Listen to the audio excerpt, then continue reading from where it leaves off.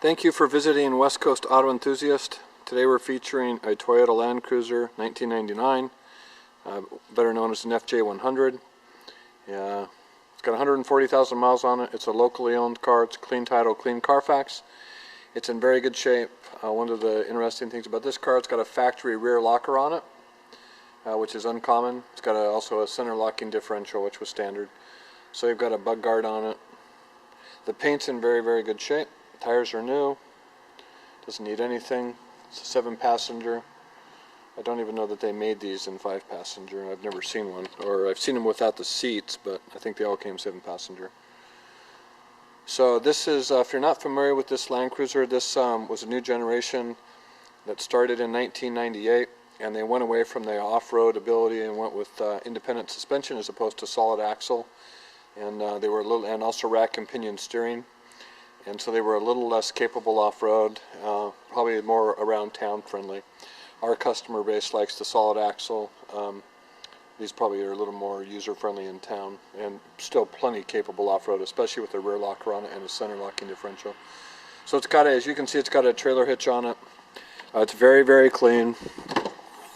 We've got the seats. It's also got a WeatherTech that doesn't fold down right now because the seats are in. If we took the seats out, that would lie flat. So you can see those are intact. There's a tear right there in the back of that upholstery.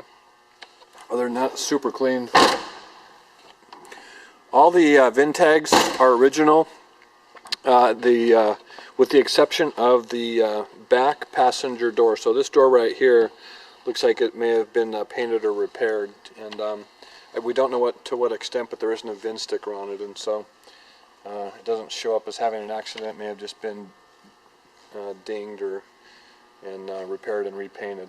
So anyways, it's an uncommon color. It's kind of a gunmetal metallic gray, and looks good on this. It's got factory tinted windows.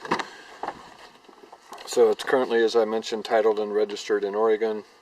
It's also got an interesting wood trim, which we like. So there's your leather in the back. It's got a sunroof. So power windows, locks and mirrors, power antenna. So here's your locker. If you're not familiar with Landcruisers, this is usually just a flat panel here. That's got a rear locker on it. If it had a front, it would go all the way to the top. It's got power mirrors. You've got rear vents. And then the condition. So this is pretty good condition for Landcruiser leather. Typically, imported leather doesn't last very long. It's certainly not the product like you see in the European stuff we carry. It deteriorates quickly. So I've got one key. We've got the books for it. As I mentioned, it's a clean title, clean Carfax car.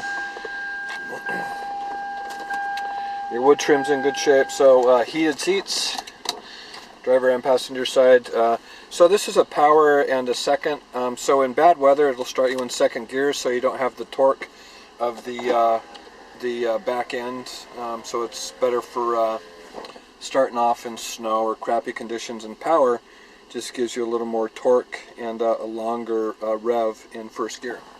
So air conditioning, as I mentioned, power antenna, and the antenna actually works. If you're familiar with Landcruisers, that's almost unheard of. So we have an aftermarket CD player in here. I've got rear fan control, cruise control, intermittent wipers, driving lights, automatic headlights, cruise control, as I mentioned. What else? I think that's it. So as I mentioned, 179 miles, and that's about it, I guess. Really clean.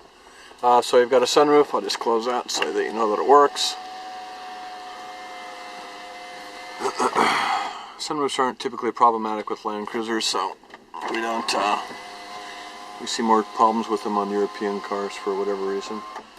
Anyways, the trim and the interior and the mechanics of this are all good. Everything works that we're aware of. There's the center locking diff button that I was talking about earlier.